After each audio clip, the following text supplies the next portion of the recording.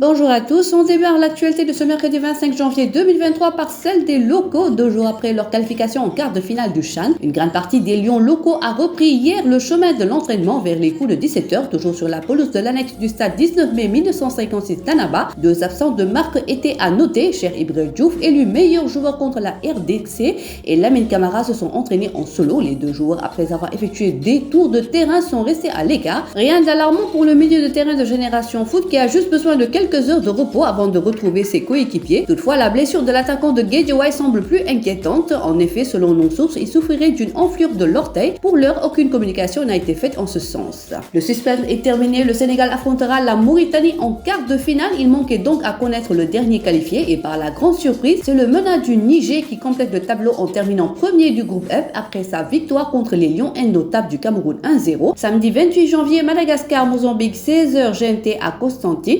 Niger-Ghana 19h GMT à Oran.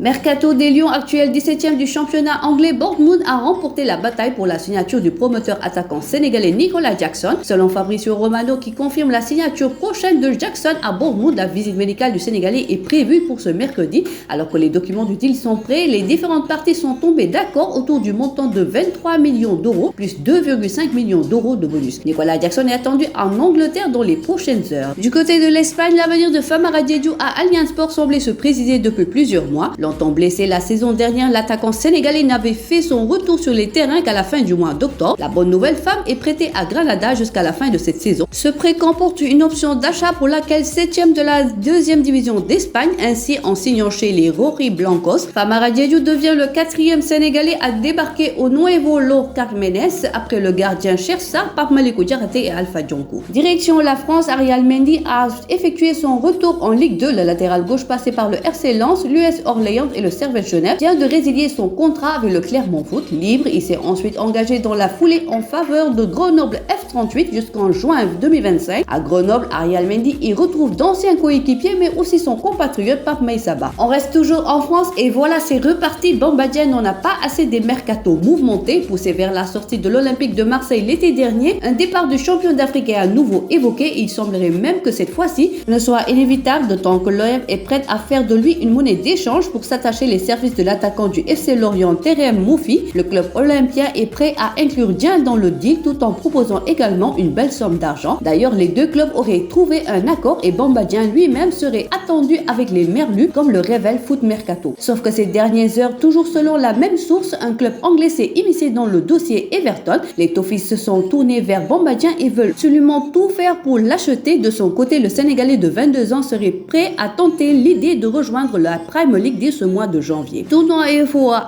l'équipe nationale du Sénégal féminine sait quoi s'en tenir pour la suite de ce tournoi. Alors qu'elles n'ont pas disputé leur dernier match de phase de groupe ce mercredi contre la Sierra Leone, les Lions ont déjà validé leur qualification pour les demi-finales après avoir battu la Guinée 4-0 puis la Gambie 4-1. Il était donc désormais question de savoir face à quel adversaire se frotter dans le carré d'as. À l'arrivée, ce sera la Guinée-Bissau qui a terminé 2e du groupe A derrière le Cap-Vert, pays hôte, et devant la Mauritanie. La rencontre se jouera vendredi 27 janvier à 16h GMT au stade Marcelo Leitão. Direction Bayern Dominique, Sadio Mané a repris la course. On avait annoncé une indisponibilité de 3 à 4 mois au lendemain de sa blessure au genou, mais Sadio Mané pourrait bien revenir un peu plus tôt. En effet, au milieu des spéculations sur son éventuel retour avant le choc face au PSG, le retour de Sadio Mané est plus qu'attendu alors qu'il est encore en rééducation. Incertain pour le choc face au Paris Saint-Germain, la star sénégalaise a repris la course cette semaine et on pourrait alors s'attendre à le voir effectuer son retour dans 3 semaines environ, le temps de voir le Lion récupérer sa forme et toutes ses capacités et apte à rejouer avec Nagelsmann. Le défi pour prendre part au choc Paris Saint-Germain est lancé. Voilà, c'est tout pour aujourd'hui. L'actualité sportive continue sur nos plateformes digitales. Le site numéro 1 du sport au Sénégal,